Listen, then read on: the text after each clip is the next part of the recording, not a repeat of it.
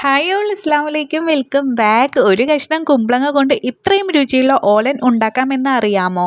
ഓണസദ്യയിലെ ഈ സ്പെഷ്യൽ കറി വളരെ എളുപ്പത്തിൽ തന്നെ തയ്യാറാക്കാം. കുറച്ച് വൻപയറും നല്ല കട്ടിയുള്ള തേങ്ങാപ്പാലും കൂടി ചേർത്ത രുചി വേറെ ലെവൽ. വളരെ സിമ്പിളായി തയ്യാറാക്കാം, പക്ഷേ ചോറിനൊപ്പം കഴിക്കുമ്പോൾ രുചി വേറെ ലെവലാണ്.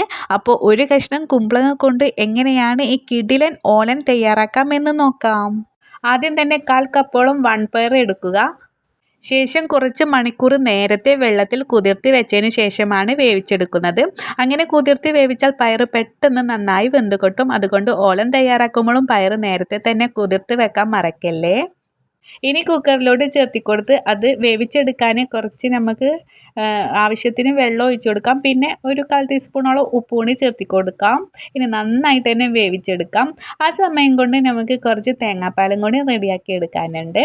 അപ്പോൾ ഒരു 1/2 കപ്പ് ഒന്നാം പാലും എടുക്കാം. അതുപോലെ തന്നെ 1 കപ്പ് രണ്ടാം പാലും എടുത്ത് വെക്കാം കേട്ടോ. അപ്പോൾ നമുക്ക് ഈ വേവിച്ചെടുക്കുന്ന സമയം കൊണ്ട് തന്നെ ഇത് ചെയ്തെടുക്കാവുന്നതേ ഉള്ളൂ. അപ്പോൾ നമ്മളിവിടെ ഇതൊക്കെ ഇവിടെ റെഡിയാക്കി വെച്ചിട്ടുണ്ട്. ഇനി നമ്മുടെ പയറൊക്കെ നോക്കിയത് നന്നായിട്ട് തന്നെ വെന്ത് വന്നിട്ടുണ്ട് കേട്ടോ. നമ്മൾ കുതിർത്തിയെടുത്തതിന് ശേഷം ആയതുകൊണ്ട് നമുക്ക് പെട്ടെന്ന് തന്നെ വെന്ത് കിട്ടും. ഇനി അതുപോലെ തന്നെ നമ്മൾ 1/4 കിലോ കുമ്പളങ്ങയാണ് എടുത്തിരിക്കുന്നത്. തൊലിയൊക്കെ കളഞ്ഞ് നന്നായി ഇതുപോലെ ചെറുതായി കട്ടാക്കി എടുക്കാം. ഇനി ശേഷം കഴുകിയതിന് ശേഷം നമ്മുടെ കുക്കറിലോട്ട് ചേർത്തി കൊടുക്കാം. എരിവിനനുസരിച്ചിട്ട് 2 പച്ചമുളക് നെടുകെ കീറിയിട്ടും 1 തണ്ട് കറിവേപ്പിലും ചേർത്തി കൊടുക്കാം. പിന്നെ അതുപോലെ തന്നെ പയറിൽ ഉപ്പ് ചേർത്തത് കാരണം കുമ്പളങ്ങയിലേക്ക് ആവശ്യത്തിനനുസരിച്ചിട്ട് ഉപ്പ് ചേർത്തി കൊടുത്താൽ മതി. അത് പ്രത്യേകം നിങ്ങൾ ശ്രദ്ധിക്കണേ.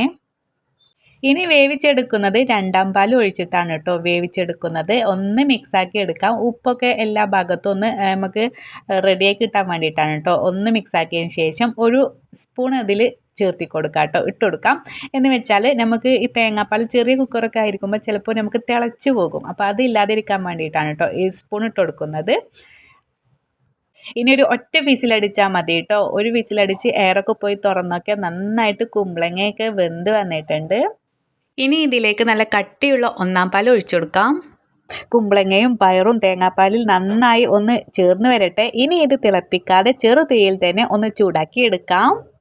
അപ്പോഴാണ് ഓലൻ്റെ ആ നാടൻ രുചിയും മണവും കൃത്യമായി കിട്ടുന്നത്. അതുപോലെ തന്നെ നമുക്ക് ലാസ്റ്റ് ആൻഡ് ഫൈനൽ 1 തണ്ട് കറിവേപ്പിലയും 1 ടേബിൾ സ്പൂണോളം വെളിച്ചെണ്ണയും ഒഴിച്ചു കൊടുക്കണം. ഇനി നന്നായിട്ടൊന്ന് മിക്സാക്കി എടുക്കാം. ഇനി നമുക്ക് ഒരു ബൗളിലോട്ട് സെർവ് ചെയ്യാവുന്നതേ ഉള്ളൂ. കുമ്പളങ്ങ നല്ല സോഫ്റ്റായി വെന്തിട്ടുണ്ട്. തേങ്ങാപ്പാലിൻ്റെ നാടൻ രുചിയും കിടിലനാണ്. കറിവേപ്പിലയും വെളിച്ചെണ്ണയുടെയൊക്കെ മണവും കൂടിയപ്പോൾ ഓലൻ അടിപൊളിയായി.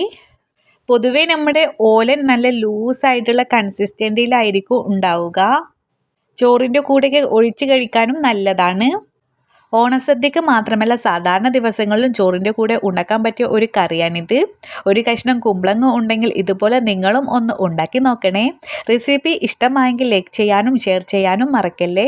നിങ്ങളുടെ അഭിപ്രായം കമൻറ്റായി പറയണേ. ഇനിയും ഇതുപോലുള്ള നാടൻ രുചിയുള്ള റെസിപ്പികൾക്കായിട്ട് ചാനൽ സബ്സ്ക്രൈബ് ചെയ്യാൻ മറക്കരുത്.